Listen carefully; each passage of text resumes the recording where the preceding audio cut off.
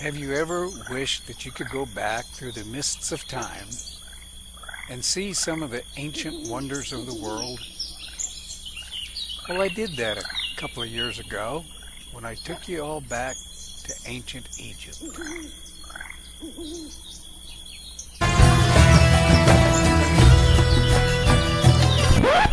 Whoa, boy did that suck bad. Look at that Sphinx.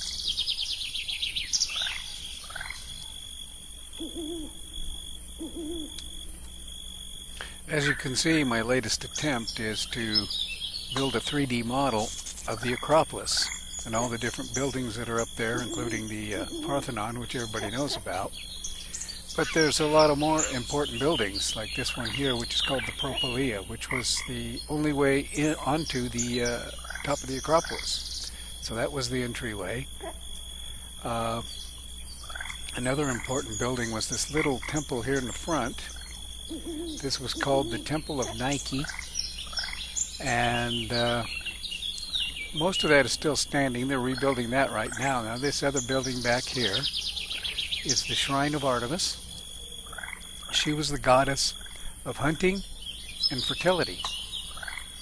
And it's not really a temple, it's a shrine for her. This next building is called the Bronze Treasury.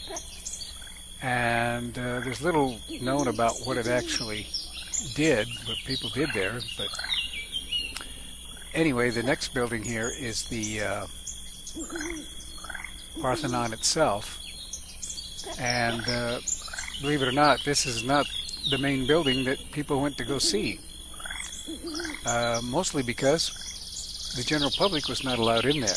Now you'll see here at the very front they had a screen that blocked off the front. They would open the doors and people could come up the steps here and stand in front of the doorway and look in at the great statue of Athena that was inside there. And that statue was made of gold and ivory and cost more than the Parthenon itself. Now the Parthenon was not the first Parthenon.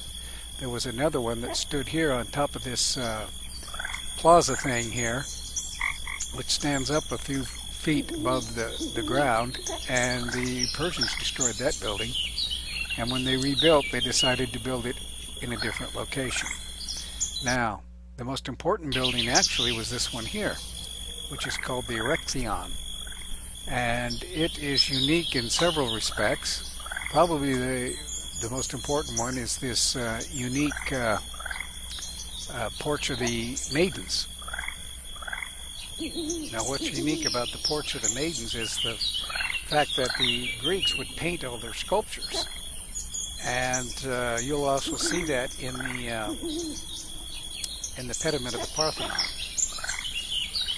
Now inside of the Erechtheion itself was a piece of olive wood that is said to have fallen from heaven, dropped by Athena herself, and they worshiped that piece of wood as if it was a statue of her, but it was just a hunk of wood according to the only witness that gave a description of it.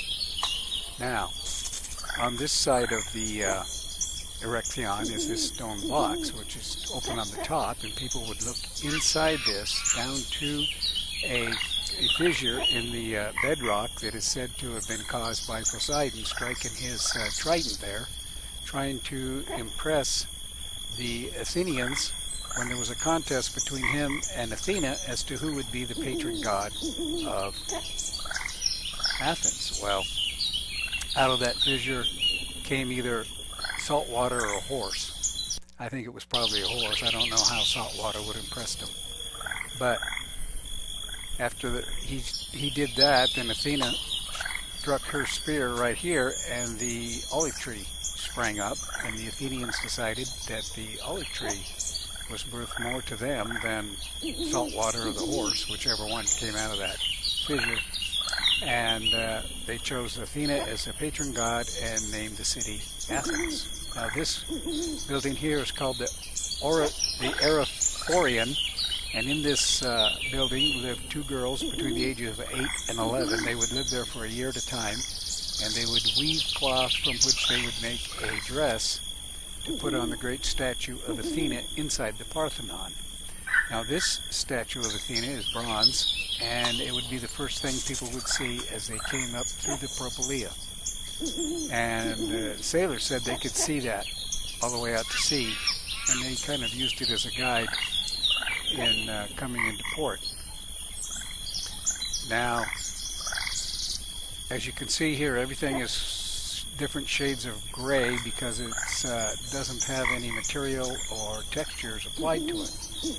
And we're going to go ahead and do that right now, put some textures on there so we can see what it looks like. And that's a preview of the next 3 installments of the Acropolis. Here we see the statue of Athena herself in the Parthenon, and you'll see in her right hand stands a statue of the winged Nike, and her hand is resting on a pillar. She has her shield, the snake, and the spear. The only thing missing is a reflecting pool that was in front of it so that it would increase the amount of light and also moisture in the air to keep the ivory and wood moist. We will now preview what it looks like inside by opening the doors and adding the materials and the textures to the inside of the Parthenon.